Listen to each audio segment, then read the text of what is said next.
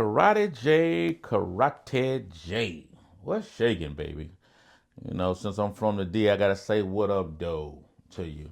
Shout out to my dude, Shy Ill, holding it down, still representing my dude. A lot of respect for you, man. That's what's up. But Jay, I come to do a reverse karate. I come to karate-size your ass, Jay. I know you thought I wasn't going to respond back because I took a while. I've been busy, man. I mean, some of us don't have to work and do the things that regular people have to do like you. Since you're under witness protection, I'm sure you get a government check and all that. I hear they're paying pretty good these days, Jay, are they? Why don't you let a nigga hold something? You know what I'm saying? But yo, man, I looked at your video, man.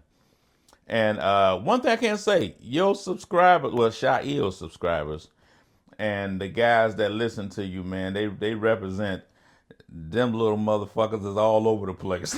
I mean, they stay in my comments, man. But I'm loving it, though. I appreciate it because at the end of the day, you have to be vetted and you have to be willing to stand accountable for the things that you say. And that's what I'm here to do, to hold your ass accountable, Jay. Karate Jay. I'm thinking back when this process first started and how you decided that you wanted to come for me. I'm not really going to be cutting a whole lot of clips up like you do and all that because I don't have time for all that. So I'm just going to chop it with your subscribers, with my subscribers. Or let's say they're going to listen to me and you talk. So it's like a private room, you and me sitting there in Karate J, and we having a conversation with each other. And we're going to let our subscribers listen to our conversation. How about that? That'll be the setting for this. So, folks, enjoy the conversation. Jay, you said in the last video you did something to the fact that, I don't know how I got tricked into this, and this will be the last time I respond to this, and I let myself fall for it. What did you fall for, Jay? What did you get tricked into? You the one that came for me. But now you're trying to do what you normally do and try to switch roles. And you always want to play the victim, Jay. You're not the victim. Like this whole act of humbleness that you putting on. Well, I'm not trying to, say because it was wrong what we did and it wasn't right. But we're the biggest drug dealers that the world has ever seen. And we pushed 300 billion, gazillion, quadrillion tons in 3 years. Boy, stop. 3 tons in 3 years. You can say that to people that don't know no better. And the 3-ton stigmatism that you keep referring to that the government placed on you, they had to place that on you because the size of the mammoth of legend of El Chapo that they were sending you to take down. So they had to put an extra little fury on your foot as you kick that man in his damn back. Foot of fury. That's foot of fury. That's good. So they had to fluff you up, man. They had to fluff you up. They had to make you seem or appear larger than life because we both understand who's ever narrating the show or narrating what you see and get to tell the story as they want to tell it.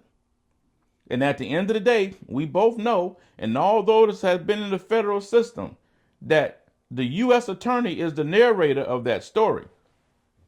And whatever story the U.S. attorney tells, that's law. That's law. So your credibility that you keep referring to was given to you by the government. And it's unfortunate that the kids today, they look to Google to validate somebody. But listen, boys and girls, that was never the way this thing went. When you were a real bad boy, you moved in silence. The key was silence. The key was never to be known, never to be seen, but to be felt. That was the key. Not what Karate J is doing. Now, my homie Big Meech is a different situation. It's a different situation. All due respect to the homie, it's a different caliber of hustler. No discredit to him because he was larger than life. And what he did, as I stated before, he transcended drugs and he moved into icon status, icon of a culture. You got to benefit from his icon and hit the culture that he helped state. Also, shout out to them boys out in LA. You know what I'm saying? Because it set the tone for what you got to understand and enjoy as hip hop. Look at hip hop prior to my homie and look at it afterward. Okay, so we'll say that, full respect to the homie and all that, and we're going to set that to the side and we're going to deal with Jay and myself. Jay, one thing that I don't know if you're missing a lot. So I wonder, like, did you really deserve to be at the status that you're being placed? Because you're missing a lot of things. I never came at you hard. This is the reason I never came at you hard. Because this is something that I noticed. You and your brother, since you went through the whole episode, got out or whatever, you never came at nobody before. You never debated no one before. So when you came for me, I'm like, wow, this is weird. These guys ain't never did this before. And I had to go check. I'm like, they've never debated or went at nobody before. Why are they doing this now? And I started to think, oh, no, maybe that ain't it. Then I'm still thinking. And then I say, you know what?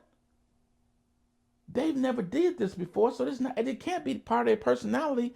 Or maybe it's part of the agreement that they got with 50. Now, who is known for trolling and doing things like 50? Oh, Karate J. Are you coming to vet me, Karate J? Were you being sent at me by 50? And then I'm like, well, he put in there with the Johnny Mitchell thing. The Johnny Mitchell's trying to put you on the level of Big Meech, my homie, and the twins. I'm like, wait a minute, what Big Meech? What the homie got to do with this? 50 got to be behind this. This joker being sent at me for 50, and he must be sent at me to vet me. It got to be. Because why would you engage with me when you're already on a higher plateau than me? Because your credibility has already been established by the government. Now, in the world of YouTube and entertainment and all that, which this is new to me, to engage with me makes me an equal to you. You have never done this before. So that's weird to me. Now, I'm already equal to you already, but you just saying something validates. Wow. Maybe it's something into this. So that's why I never really went at you hard. And I never really took it personal because the way you went at it initially, there's nothing wrong with questioning. You have to be willing to be questioned, especially when you jump out on the dance floor. That's what it is. But you do know, and you did admit that you knew what I was saying was true. But that through everything that you've always said, you've always just questioned two things. You question me meeting Chapo. You question me meeting the old man. Now you suggested everybody else under the sun. Your Niel Salgado guy and the guys that you say run Durango and all these different things. You suggested anybody but them, as if almost saying to me, choose any one of them. Just don't choose these two. Why wouldn't he want me to choose these two? That was just weird to me. And then how you just kept going at it. And I could hear the somewhat intensity. I could hear the vulnerableness in your voice. And you just wouldn't let it go. Why? When you know what I'm saying is true and you're just questioning if I met these two particular individuals. That didn't make no sense to me. I said, he stands to lose something. What does he stand to lose? It always goes back to money, Karate J. Always. You're worried about me, I'm assuming, because you're worried that I'm getting out and telling your story before you get a chance to. That's all it could be. Because at the end of the day, me and you can stay on the same block, Karate J. And the person can talk to you and talk to me, and let's say we don't know each other. We may give two total different descriptions about the block we came on or that we lived on, because your experience is a different experiences from the next man. Some may be similar, but how you perceived your block and how I perceived the block that we both stayed on, we see through different eyes. Even though the experience is similar, you've admitted that the experience is similar. Here's another thing that you need to understand, and this is for my audience as well as yours. Every time you've stated something to me, I've came to the floor. I came on your live when High Hopes hollered at me and told me what was going on. I pulled up, stood on it. Again, respect to Shy. He stayed out of it and let two bosses speak. Respect to him for that. Every time you came for me in a video, like my nigga gangster, I answered right back. I ain't went nowhere. Jay, I'm not going nowhere. And here's the thing that you have to understand that I think you're missing before I get deeper off into you. If a person keeps returning every time you say something, that should tell you maybe, just maybe, the false pretenses that you're giving yourself that something isn't real, maybe it is. Just maybe it is. Because this story, Jay, is real. This ain't fake. This ain't going nowhere. If 50 Cent pull up on me tomorrow, come holler at me and want to see this paperwork. Like Jeezy said when he turned in the money, it's all there. It ain't going nowhere. It's real. This doesn't go away. So what you may need to do is figure out how you're going to adjust to this new reality, because it's real. The judge is real. My 3-attorney team I had is real. The prosecutor is real. I won't state their names and I won't state where you can find it at, because you keep going on talking about this damn book. It's real. I was in federal prison. It's real. You can't create analogies and all type of hypothesis to support your thinking, because you're delusional. You're being self-deceived. Now, you also talked about, like, you're a victim again. I was born into this. It didn't choose me. No, nigga, it chose you. Because you chose it. But we also know you got a lot of victims along the way. Yeah, your father taught you, respect to him, may he rest in heaven. But you got to some point, as the Bible say, thou shalt not covet. You're real covetous, Jay. You're real covetous. At some point, you start to covet how your father moved, the connections your father had, and you wanted them for yourself. At some point, your brother was moving like that, and you enjoyed seeing how your brother moved, but you start seeing yourself and start wondering if I could have the power my father had, or if I could move like my brother did. And you start to covet what they had. When all your father did, he loved Mexico. He loved being home. Yeah, he was in America, but he loved where he was from. And at the end of the day, Jay, you took that from him because of the things you did. But since he was old school and he just wanted to go home, he went home. And God rest his soul, it cost him because of decisions that you made, because you were only thinking about yourself. But let's not stop there. As you started to grow, you started to move around Chicago, that Napoleon complex that you got, that little man complex kicked in, where you felt like you were being overlooked. You felt like you weren't. But one thing about you, you align yourself real quick with somebody that'll protect you. Like you did when you was moving under your father's flag. Like you did when you moved under your brother's flag. But then as you started to grow, you knew that you wasn't going to be able to make it by yourself because you had that little man complex. But with that little man complex, you covet, as the Bible says that you shouldn't, everything that other men have. And then you met Cato. You met Cato, a real dude, real solid dude, real street dude that knew how to move, that knew how to run these streets. Because you, Karate J, what a future Karate J, you had a Napoleon complex. Eventually, you wanted what Cato had.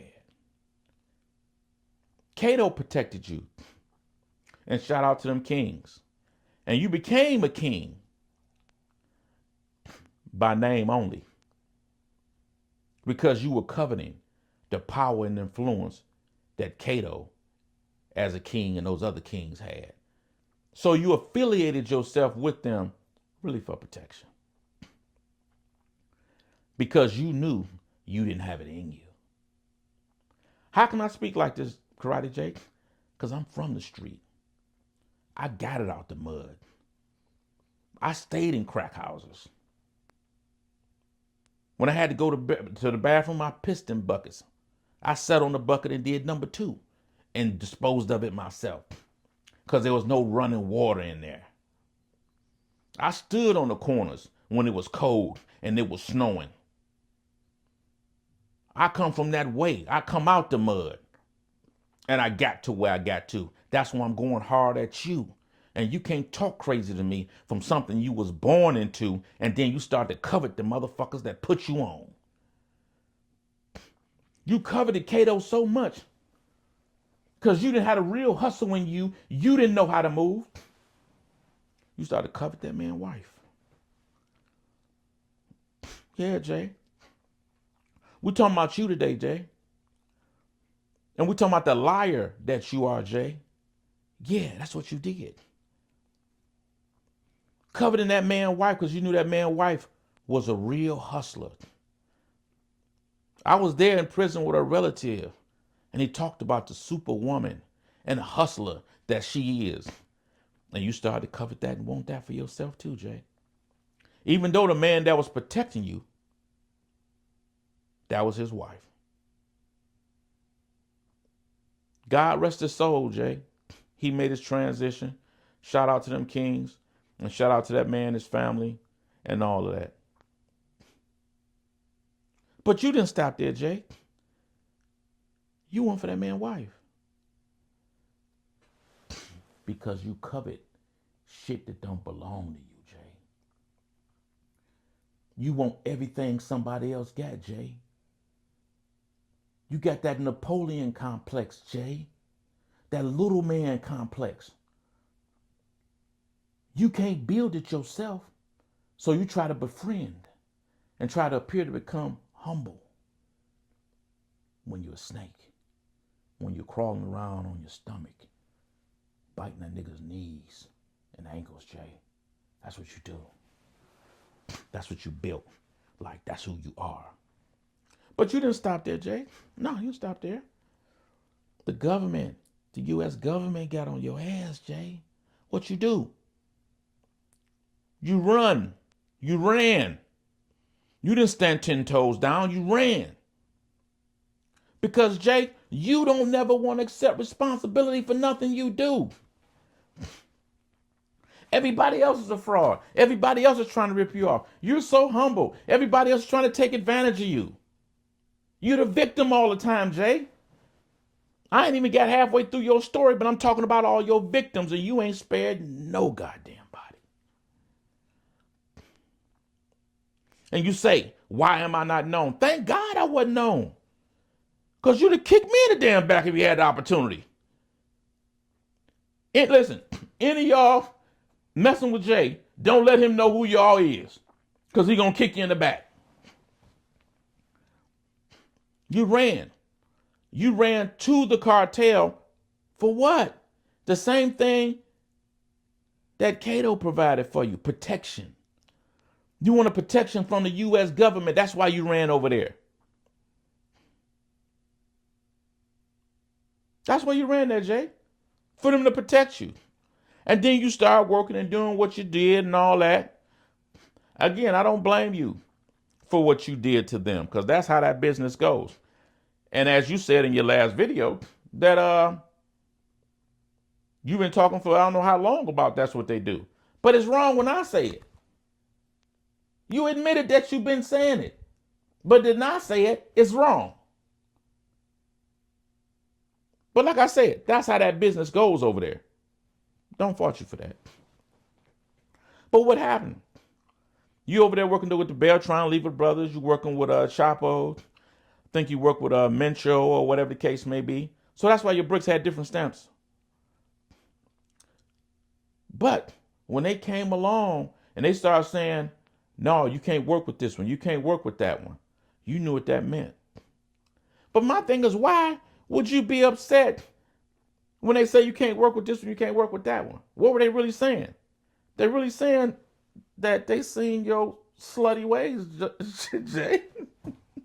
They seen you were a slut. That you go to the highest bidder. That you move your services around this way and that. Like a real slut. Yeah, that's what that was.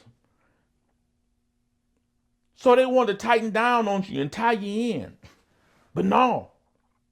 That little man complex got in again. You start getting scared. And what you do when you run, Slutty J? You go look for protection. Because, Jay, you was wanted over here. All you had to do was leave and cross the border. They would have arrested your ass. You would have been safe then. But no, covetous, Jay. No, that's not good enough. You're spiteful. You're vengeful. You of a snakish nature. You had to get them back. Because you probably wanted to be them. You probably were trying to find a way to get yourself in that. Because you keep saying, these were my business partners. These were my business partners. Everyone else was hired. Mario Nunez, he was hired. Everybody was hired but me. That's my business partners. No, you wasn't nobody's business partner. You was a worker like everybody else. And the government made you a glorified warehouse manager. That's all you were. For Sinaloa. They shipped work up to Chicago in their hub, and you warehoused the work for them. Oh, I had customers as big as this guy and big as that. Those customers were not yours.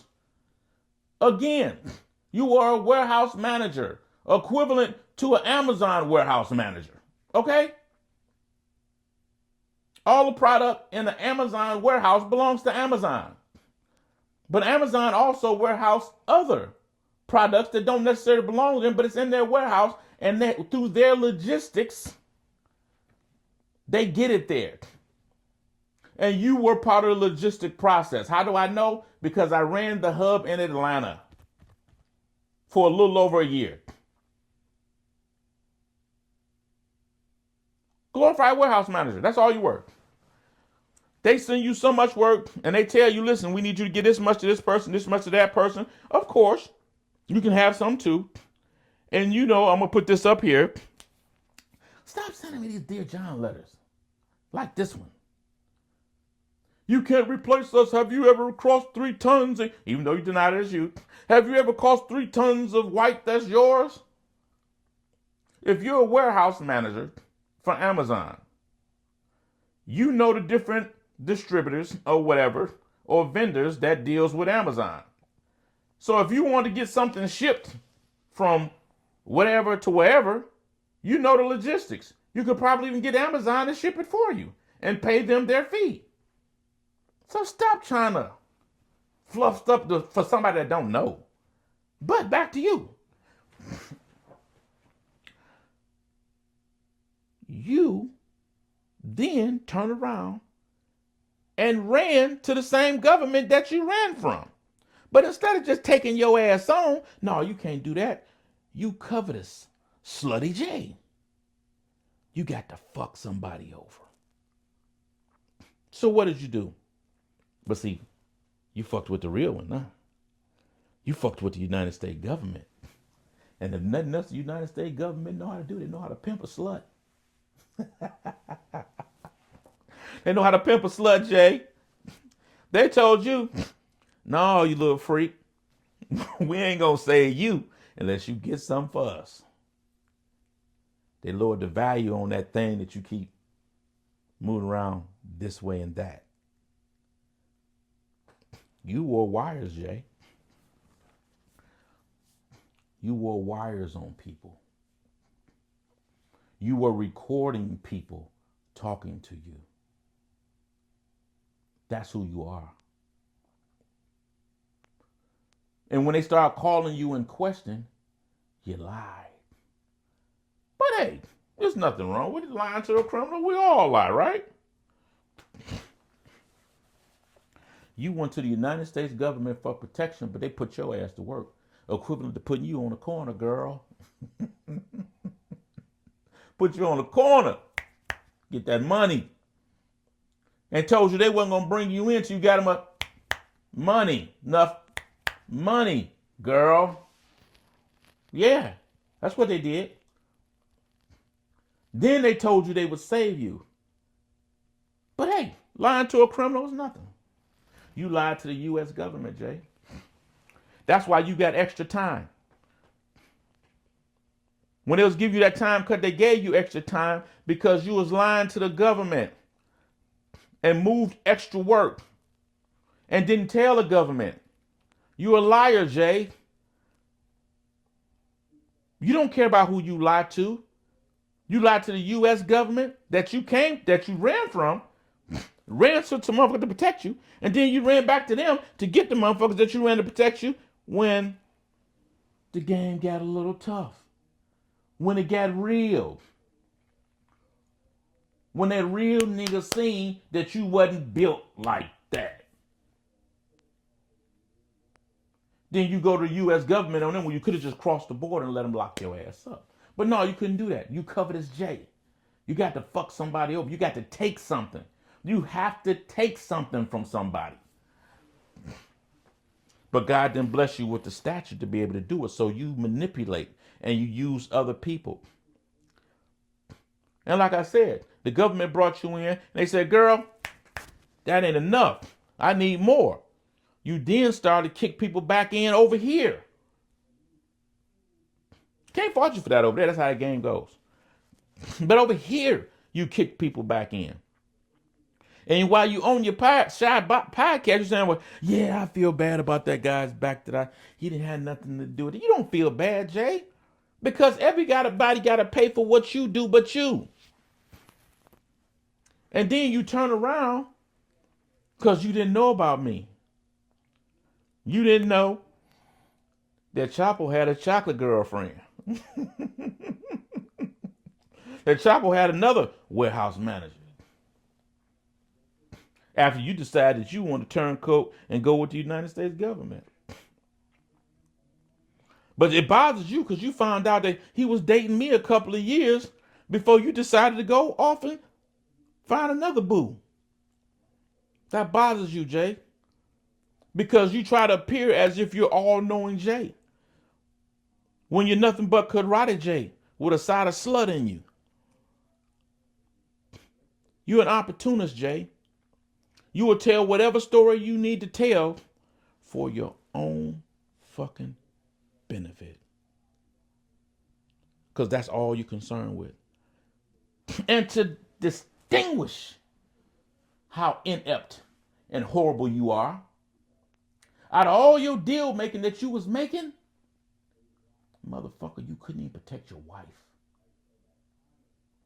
Out of the deals you was cutting, you couldn't protect your wife.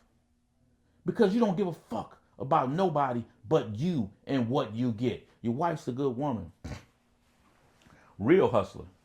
And when you say that, hey, she's much better than me, she is. Because I'm sure she was calling a lot of shots and helping you figure out a lot of shit. Real good woman. And you couldn't even protect her. Out of all the dirt, all the snake and you crawling around on your stomach, biting ankles and knees of everybody, kicking niggas' backs in. You couldn't protect your wife, the one thing that stood 10 toes down for you. And the real nigga that she was with, God blessed his soul, held him down too, through whatever. She gave you that same service, but you couldn't protect her. Because you don't give a fuck about protecting nobody but you. Then you jump on there and say, well, I'm badged and I work for the U.S. government now and, all of this. And then you turn right into detective mode. Damn, Jay, you couldn't handle me by yourself. You had to, you had to hook up with AI.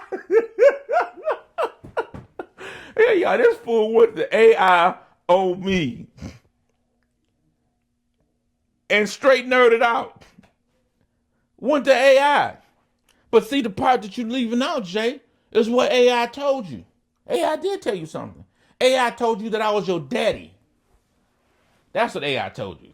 I was your daddy. That I'm the real motherfucker, not you. Why you didn't tell the people that? Why you didn't show the people that? You have no respect. Because one particular live you did, High Hopes When I Shy, which I told him he shouldn't have did that because Shy is doing what Shy's supposed to do. Shy hustling. Shy got his channel. Shy, at the end of the day, he has a right to pick who he wants to align with, and his alignment with you is in his interest. I get it. It's business at the end of the day. But he said something to Shy that he shouldn't have said. He said to Shy, he called Shy Karate Shy. And I told him he was wrong for that. Karate Shy, he's not Karate Shy, he's Shy. But when he called him Karate Shy got upset, which he should have. And he said, I'm no snitch. That's Jay. Woo! No one respects you. Because guess what? Even if I did snitch, there's nobody around me that deals with me that will call me and say flat out that I was a snitch if I was one. You know why? Not because I'm deadly, not because I'm dangerous and going to hurt nobody, because they respect me. They know that I'm a man. They know I'm going to stand on it. And they know when I went to prison, only one went to prison was me and my right hand that you see me do videos with. Nobody else in any other state that I worked in or gave work to went to prison with me. Nobody. You can't find no paperwork on me nowhere because I'm not in nobody damn paperwork. I ain't kicked nobody in the back like you. And I stayed true to the code. I stayed in the silence. I stayed in the shadows. But now I'm out telling my story. What made me come out to tell my story? Because I seen what was being done to Gunner. However people think about him. I seen what was being done to Young Thug. Because my book was damn near finished. I didn't put it out. I said, these kids got to know the truth. And as Shy said, and he was correct, even though I think he cheated. Because I said, Jay got talking points, and he said, I got a talking point. But he was correct. My talking point is loyalty. Letting people know this loyalty shit's not real. It's a setup. So that's why my talking point, that's why I talk on it so much. That's why I did my book. To let these kids know the truth. That's why I chastised you about coming out. And you said you had been doing it. I don't know. I haven't checked back and seen. And I think that you're probably telling the truth on that. I don't have no reason to doubt you on that. I think it's just, once I sat down and really figured out that really your issue was me saying that Chapo did it. Y'all could have said anybody else did it. And as you said, you formally said everybody, they've been doing it for years. Okay. But when I said it, there's something wrong with it. Because you're coveting what I have now, Jay. You're covetous, Jay. You waiting to get on the stand on the next motherfucker, Jay. When you do that whole little set with the china cabinet behind you with your face blurred out and all that, all the person got to do is envision you, the background, a courtroom, and you on the damn stand. Get off the stand, Jay. Get off the stand, Jay. You ain't got to do that no more. Roxanne, you ain't got to turn on the red light. You ain't got to sell your body to the night. Roxanne, you don't have to turn on the red light. When does it stop, Jay? When does it stop? I never came for you. Never did nothing but give respect to you. You came for me. For what? Because you feel that 50 Cent ain't going to put your episode out? Is that it? As you stated right here? Yo, twin, quit playing. When is the TV series coming out? We're all waiting on episode 1. Oh man, you know what? I've learned, and I think Shy you know a little bit more about this than even me, probably Shy. But it takes a while. There's like it's don't forget it's a business. It's a lot of politics, but I think we're moving closer and closer. I think that we're at a point where it's either gonna happen or it's not, but it's more likely leaning towards gonna happen. Hopefully, I'm hoping that we'll get something by the end of the year next year, where we'll actually be able to either see the first episode or basically they'll have the announcement for the first episode. So, that'd be great, You guys got the podcast. We're still in the works for the documentary, right, Jay? Yeah, we're still in the works of the documentary. Hopefully that'll be out soon. You just never know what could happen, but again, it's a business, and I'm hoping that that'll be out before the summer. So that's something to look forward to as well. Jay, my homie shit got put out before yours, even though you had already locked in with him. Because there's a good chance, as you already admitted, that your shit ain't coming out. And then you tell me, well, look for the documentary. If you do a documentary, you're doing it yourself. And that means your shit won't be coming out. That's what you're afraid of, Jay. You're afraid of. That's why I said Frank Lucas. That's why I said Frank Matthews, Rick Ross, and people like that. Because I was throwing you a hint, Jay, to back the fuck up. For your own good, not for mine. Because the paperwork exists with me. I'm real. I'm authentic all the way. And if your man 50 come or whoever come, the work is there. It'll be shown and it'll be solidified. I'm not going nowhere. It's real. Okay? But see, that's why I question your ability as being the boss. And I'm going to go ahead and get ready to get up off here. Because you have no vision. You worried about somebody telling a story before you got to tell it. The government done already told your story. What else is there to tell? Jay, your story cannot be told without the war part being in it. It won't be a complete story. So your story comes so far, then it ends.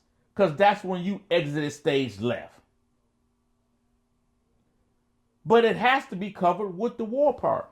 Just like the part of probably have to be covered with you wearing wires and all that shit. That got to be covered too. That's part of it. Yeah. You have no story without my story. Period. But see, this is what you didn't pay attention to. Even your people that's in the comment when you talk about Narcos. There's an episode of Narcos over there with the Tijuana cartel when 2 black guys were there. What a coincidence. Was in Narcos. 2 black guys came up and met with the Tijuana cartel. Those 2 black guys' name was Tompkins and Young. Stop coveting what I have, Jay. You can't tell my story. You don't know my story. Stop being covetous, Jay. Stop coveting everybody else's shit. Be happy within your own skin, bro. I'm not going nowhere. I can stand the vetting. I can stand all that. My shit's real. My shit is real. There's no more I can say about that. So my whole thing is, what you need to be trying to figure out is what can you do to make your story more enticing. And I'm not saying trying to, nothing like that. And another reason I didn't go crazy at you, Jay, because at some point, Jay, you and I are going to meet. At some point, Jay, you and I are going to see each other. And there don't need to be no bad blood or no crazy shit. Because at the end of the day, it's all internet. You know what I'm saying? But we're going to meet each other. It'll be happening. And I think that's something that you might be afraid of. But it's a reality that you won't be able to change. And in closing, as the 90s and the 2000s went on, the mob and the Italian mob was over with. But all you seen was movies with the mob. Bosses, underbosses, and all that. Through the 2000s, you seen that. But that was after the era of the mob was over. The era with drugs as we understood it is over. But there's going to be an era of storytelling about it because there's money to be made. My story is going to be told. Your story is going to be told. And who knows, Jay? The fucking story may be told together. Because this is one thing that goes together. And which we're going to actually do a couple of videos on that after this. Latinos and blacks go together. Whether it's Afro-Latino or whatever, we go together. Your story can't be told without telling the story of the streets of the blacks. The black story can't be told without you.